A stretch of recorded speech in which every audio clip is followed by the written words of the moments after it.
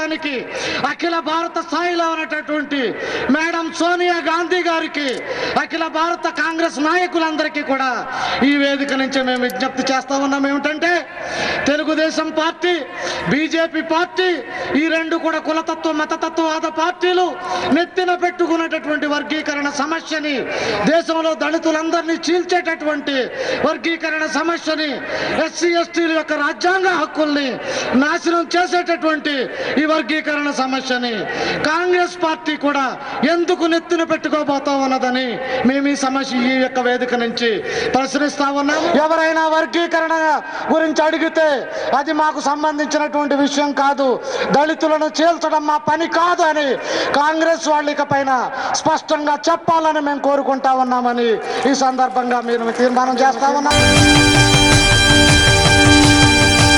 నేను సైతం ప్రపంచాగ్నికి సమిధనొక్కటి ఆహుతిచ్చాను, నేను సైతం విశ్వవృష్టికి అశ్రు ఒక్కటి ధారవోశాను, నేను సైతం భువన ఘోషకు వెర్రి గొంతుక విచ్చి మ్రోశాను, నేను సైతం ప్రపంచాగ్నికి సమిధనొక్కటి ఆహుతిచ్చాను.